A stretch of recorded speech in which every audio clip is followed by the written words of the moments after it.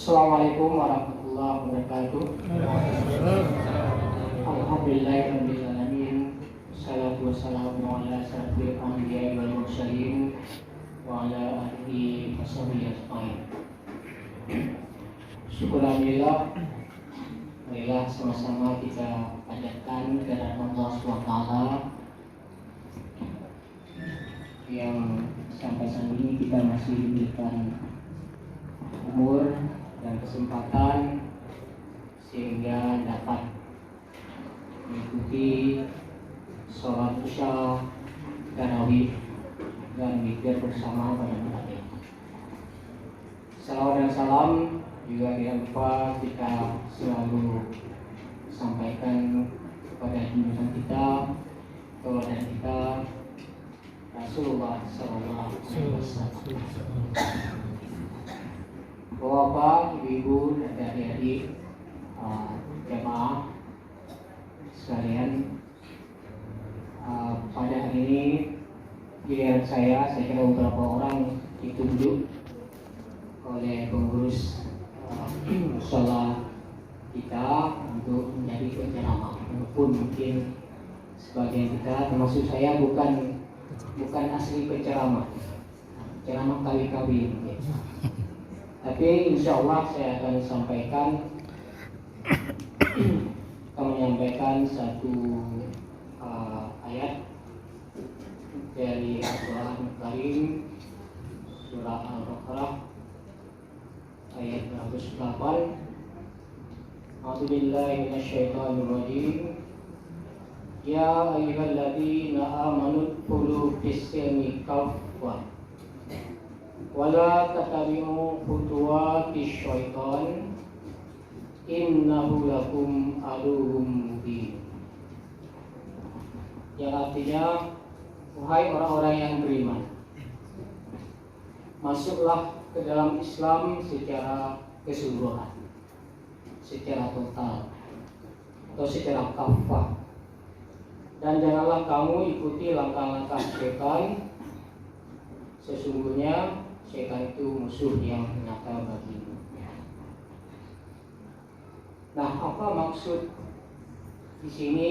Bahwa sebenarnya kita ini semua adalah orang-orang yang beriman, tapi oleh Allah kita disuruh masuk ke dalam Islam secara kafah, secara total.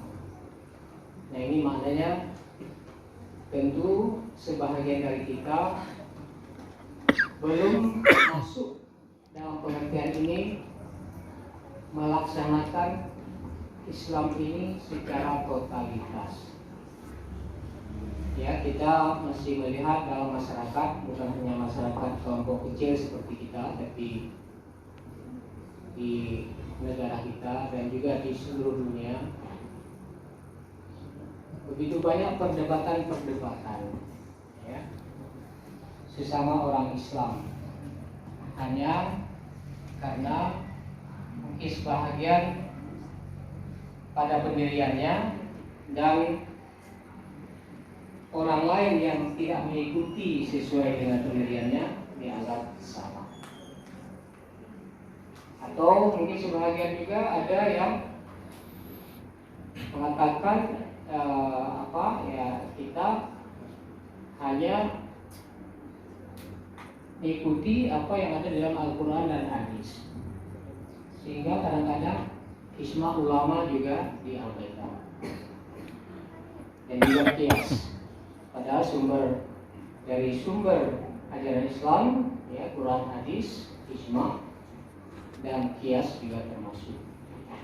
Nah, maka kita lihatlah di mana-mana banyak perdebatan atau saling menyalahkan di antara kita sesama orang Islam.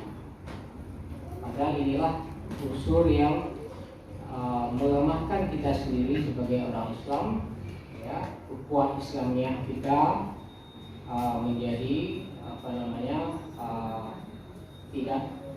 tidak terbentuk dengan baik. Nah, dalam kesempatan ini, ya, tentu saya dan kita semua mengingatkan diri kita sendiri. Yang pertama tadi, masuk ke dalam Islam secara kafah. Jadi Islam itu sendiri sebenarnya adalah penyerahan diri secara total. Ya. Ketika kita mengucapkan la ilaha illallah Muhammad Rasulullah, maka kita menyerahkan diri. Ya. Maka di dalam pengertian etimologis Islam itu artinya penyerahan diri, ya, submission, ya, penyerahan diri, total submission.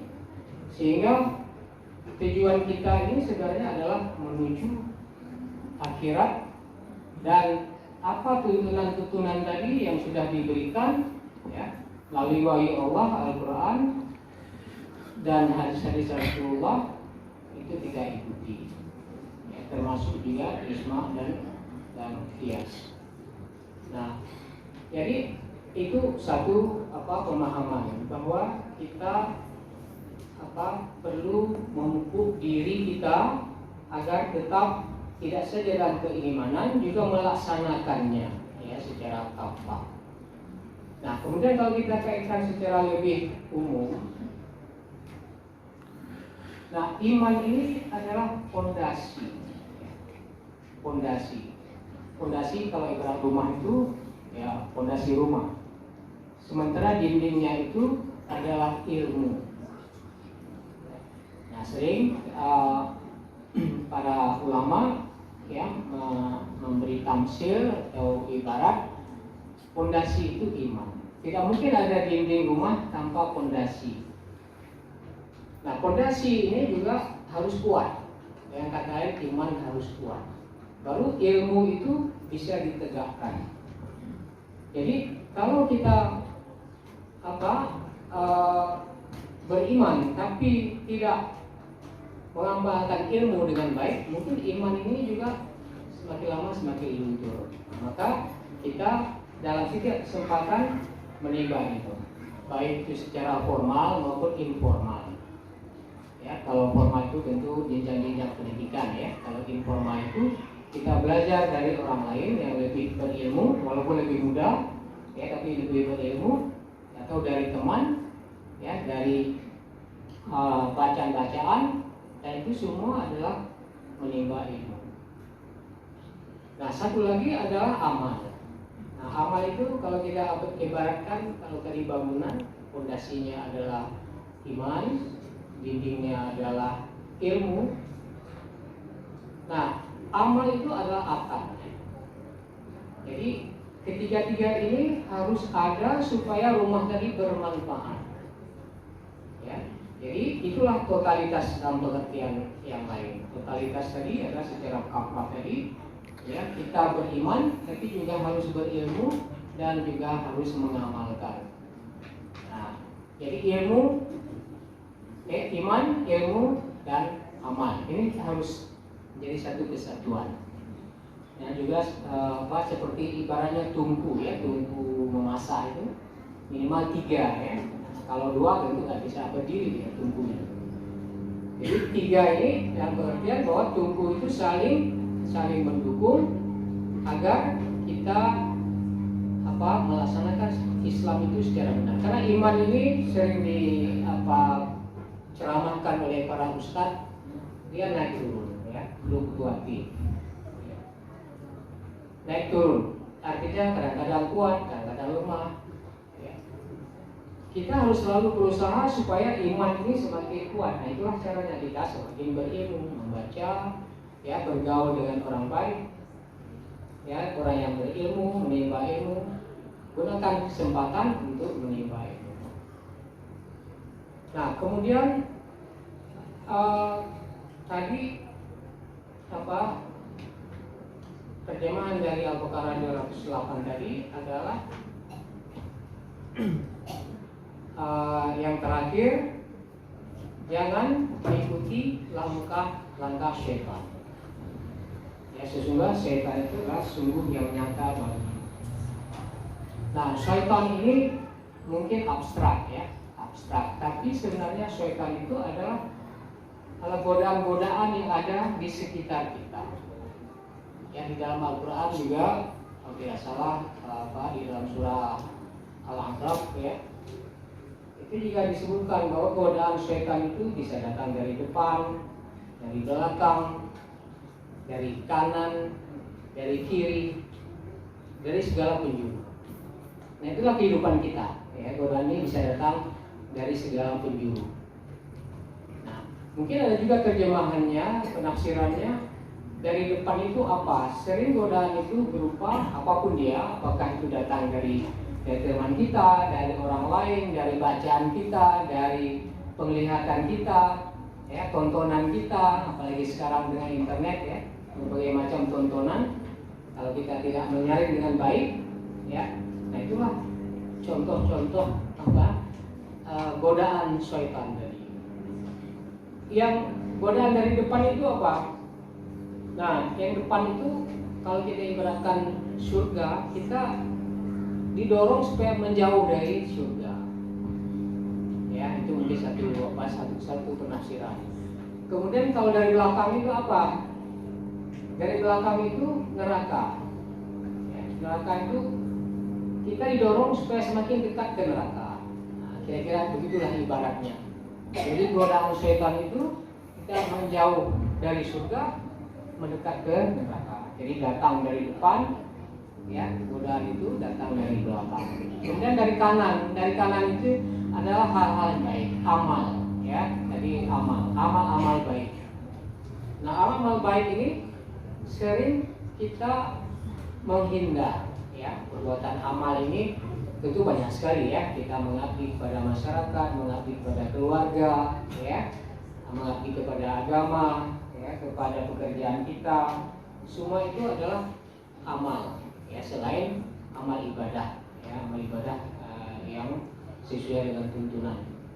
Nah itu semua adalah yang sebelah kanan tadi. Godaan setannya apa? Kita menjauh dari yang baik-baik tadi, ya, godaan dari kanan. Kemudian godaan dari kiri apa? Dari kiri ini adalah dosa, maksiat. Ya, kita didorong supaya berbuat dosa dan maksiat. Nah kira-kira itu apa yang ada kira terjemahan bebasnya dari maksud dari surah Al-A'raf kalau tidak salah ayat 17 ya, bahwa godaan syaitan itu mereka itu akan menggoda dari depan, dari belakang, dari kanan, dari depan, kecuali siapa? Orang-orang yang ikhlas, yang taat. Nah, artinya apa? Itu kalau kita misalkan ke atas, kita perkuat ke atas, perkuat iman. Ya, kadang-kadang ini tergantung kita masing-masing ya, tergantung kita masing-masing. Tapi biasanya ya semakin kita dewasa, ya semakin berumur, kita berusaha. Kenapa kita tidak lakukan sebelumnya? Ya, nah itu biasa, memang manusia. Tapi menuntut ilmu tadi ya tidak ada istilah terlambat, termasuk ya kami ini setiap hari Minggu ya ada tahsil Al-Quran ya, alhamdulillah anggotanya makin bertambah ya, terutama dalam bulan Ramadan ini bertambah 1-2 orang ya. Kemarin lumayan bertambahnya. Mudah-mudahan tidak dalam bulan Ramadan ya. Dengan Ustaz Akbar. Jadi ya silakan yang belum bergabung silakan bergabung ya, hanya sebentar ya. Setiap hari Minggu. Dan insya Allah ada kanji rugi dari Pak Arianto. Ya, kalau tidak puasa ya, kalau puasa tidak. Jadi itu contoh ya, kita belajar walaupun mungkin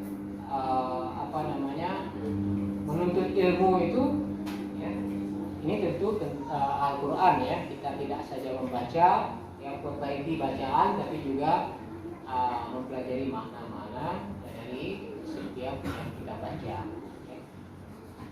Insya Allah dengan demikian ya, itu sebagai contoh ya, kita tetap di dalam